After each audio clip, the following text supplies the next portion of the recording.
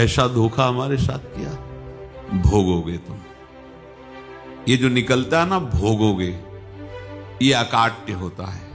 क्योंकि किसी का भी हृदय, मान लो किसी भी जीव जंतु को आप कष्ट दें और उसका हृदय आह भर जाए, तो वो आह वज्र की लीक है, तुम्हें भोगना पड़ेगा। वो आह किसी की ना लेना जिंदगी। कोई ऐसा कोई आह भर करके कह दिया तुम समर्थ हो, हम तो कुछ कर नहीं सकते, वो अंदर से दुखी, फिर तुम्हारी सामर्थ्य काम नहीं करेगी, मिट्टी में मिला देगी। ऐसा नहीं कि आप जो कर रहे हैं कोई देख नहीं रहा, कोई हिसाब किताब नहीं, जो कर रहे हैं अवश्य में भोक्तव्यम। बहुत सावधान। जीव स्वयं नित्य निरंतर कर्मों के जाल को रच रहा है और अपने आप को बांध रहा है। आपको मुक्त होना है, बंधना नहीं है। जीव का जन्म कर्मों के अनुबंध से होता है, कर्मों के बंधन से होता है, और उसको अपना ऋण चुकाना होता है। कर्मानुबंध ये बहुत सूक्ष्म विषय है। जैसे आप जिस परिवार में जन्म लिए हैं, तो उस परिवार के लोगों से आपका ऋण है, इसलिए उसी परिवार में आप आए हैं। और ऋणानुबंध उसको बिना चुकाए या बिना वसूल किए आप वहां से जाएंगे नहीं। आपको लेना है तो वसूल करना है, और देना है तो चुकाना है। ये पूर्व के जन्मों से निश्चित किया गया है।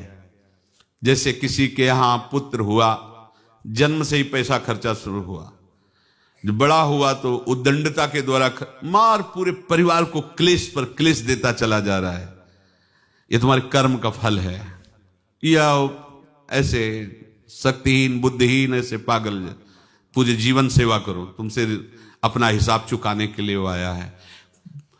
अब परिवार के जो सदस्य जुड़े आके, मतलब पत्नी आते ही पूरी हृदय में आनंद, परिवार में आनंद, और जीवन भर वो आनंद ही सुख देने के लिए उसका जन्म हुआ। वो अपना ऋणानुबंध मुक्त, और आते ही भयंकर क्लेश खड़ा कर दिया, बीच में दीवार और झगड़ा वैसा, फिर अतरे दिन मारपीट शुरू, कलह अशांति, पूरा जीवन नरक हिसाब करने आए। यहां ऋण चुकाए बिना कोई जा नहीं सकता, ऋण चुकाना पड़ेगा। किसी का ऋण वसूल करना है तो किसी को ऋण चुकाना है, दोनों काम करने होते हैं।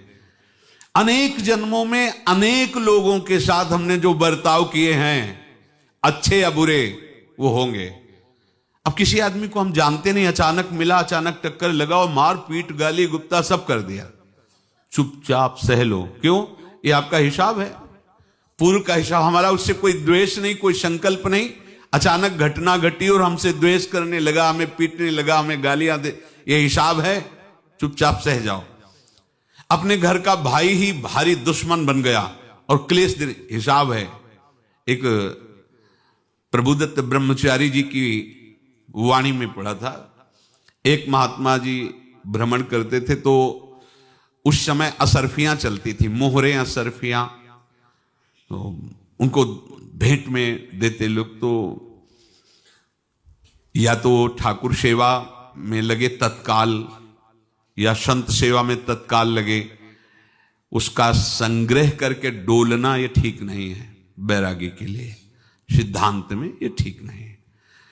तो जब 2, 4, 6, 8 ऐसे मोहरे हुई, तो उन्होंने विचार किया कि और भ्रमण करके जब काफी मोहरे हो जाएंगी तो प्रयागराज में जब कुंभ पड़ता है, एक बार पूरे सब अखाड़े के संतों को अलग अलग तो उन्होंने एक सिराने रख दिया, सारी मोहरें हटा ली। महात्मा जी आराम से छड़ी उठाए तो वजन पक्का। वैसे बड़े लोग चतुर होते हैं, पर ये नहीं जानते कि कर्म कितना भयानक होता है। और उनकी कोई संतान नहीं थी, पर धन में इतना प्रेम उनको था। बहुत सावधान। साधु महात्माओं के पास जो अर्थ है, गृहस्थी अगर आता वहीं से है, पर अगर उसको जोर जबरदस्ती या किसी छल कपट से, तो वो उसका विनाश ही करता है। आज तक का प्रमाण है। अब उनको ये भाव पता नहीं होगा, या पता होगा तो लोभ के कारण वो उसको मान नहीं पाए होंगे। महात्मा जी गए प्रयाग में, किसी अखाड़े पर रुके, और वहां प्रार्थना की कि कल जो है संपूर्ण अखाड़ों का निमंत्रण किया जाए और सब संतों को भोग पवाया जाए और उनको दक्षिणा भी दी जाए। महंत ने सोचा कि बहुत बड़ा है तो उत्सव है, क्योंकि प्रयाग में कितने हजारों संत महात्मा सब। तो उनका महाराज बोरों इसमें चीनी और टीनों घी लगेगा, सब व्यवस्था। बोले आप मंगाइए, एक एक हिसाब हम करेंगे, हमारे पास सब व्यवस्था है। बोले कुछ तो पहले दे दो, वो इकट्ठे देंगे हम। उनको था कि अगर हम छड़ी खोला और दो चार मोहरे दी, किसी को पता लग गया तो गड़बड़ हो सकती। बोले हम भंडारे के समय आखिरी में सब कुछ आपको दे देंगे। ठीक, वो अपने पास से पैसे लगाकर खूब जितना सामग्री सब लाए लाखों की, और सब संतों को निमंत्रण कर दिया। संत जन निमंत्रित हो गए, भंडारा बन रहा है। तब वहां के महंत है और उनका देखो भंडारा भी बन रहा है, संतों को निमंत्रण। अब आप अर्थ की व्यवस्था कीजिए, क्योंकि इतनी बड़ी हमारी सामर्थ्य नहीं थी जितना हमने किसी तरह हमने व्यवस्था की। अब मुझे अर्थ चाहिए, तभी आगे की व्यवस्था बढ़ेगी। संतों को दक्षिणा देंगे और जिनसे अर्थ लिया उनको दे। देखो रसोई बन गई सब। उनका छत में विश्वास नहीं तो ये अभी चूड़ी खोली। उनको तो था ना कि मोहरे हैं कंकड़। तो जैसे कितना उनको सदमा लगा होगा, हजारों संतों का निमंत्रण, रसोई बन, मतलब संत हो के छल कपट। तो उनका महाराज आपने तो हमारा नाश कर दिया, जो महंत थे। अब बताओ रसोई बन गई, संत निमंत्रित हो गए और आप ये कंकड़ दिखा रहे हैं हमको। आपने तो हमें बर्बाद कर दिया, हमारी इतनी सामर्थ्य नहीं थी, आप पहले बता देते। संत होकर ऐसा छल कपट। अब वो बोले तो क्या बोले, क्योंकि उनको पता था कि मोहरे हैं इसमें। अंदर से उनका चिंतन गया उसी सेठ के पास, अच्छा ऐसा धोखा हमारे साथ किया, भोगोगे तुम। ये जो निकलता है ना भोगोगे, ये अकाट्य होता है। क्योंकि किसी का भी हृदय, मान लो किसी भी जीव जंतु को आप कष्ट दें और उसका हृदय आह भर जाए, तो वो आह वज्र की लेख है, तुम्हें भोगना पड़ेगा। वो देखो भीष्म जी को भोगना पड़ रहा है ना।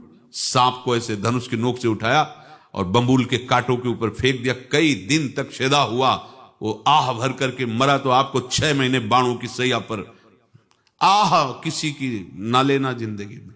कोई ऐसा कोई आह भर करके कह दिया तुम समर्थ हो, हम तो कुछ कर नहीं सकते, और अंदर से दुख, फिर तुम्हारी सामर्थ्य काम नहीं करेगी, मिट्टी में मिला देगी। फिर ये तो संत थे और भगवत आराधना के लिए, संत आराधना के लिए ही ऐसा किए हुए थे। अब इनका कैसे मुंह दिखाएं, अब क्या करें। सुबह संत जन आएंगे, सबके बीच में हमारी कि देखो इन्होंने, अब क्या करें।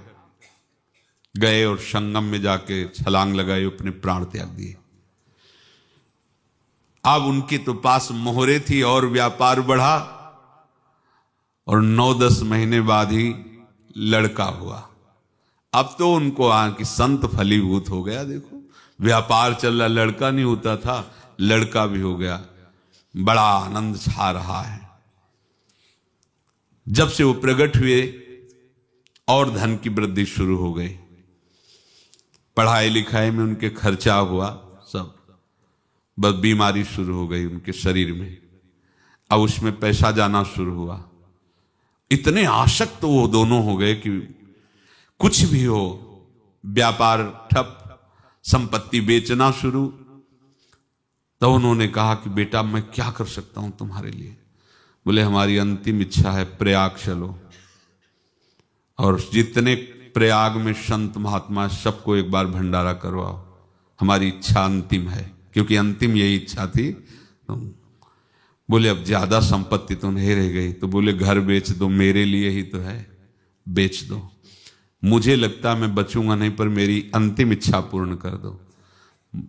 घर बेच दिया, जेवर बेच दी। वहां गए, जब संत सेवा की तो बोले मुझे संगम तक ले चलो। संगम तक ले गए और बोले समझे तुम चुराए थे और हमने उसको छीना है, कुछ नहीं रह गया तेरे पास कुछ। अब केवल ममता और आसक्ति में जलकर मर और नरक प्राप्त कर। मैं वही महात्मा हूं जिसकी तूने मोहरे। सब खत्म। एकादश स्कंद में भगवान श्री कृष्णचंद्र जी ने कहा, जो मेरे चरणों का आश्रय लेकर भक्त मेरा भक्ति करता है, उसके पितृ ऋण, मातृ ऋण, देव ऋण, ऋषि ऋण, सब ऋणों से मैं मुक्त कर देता हूं। बस यही एक उपाय है।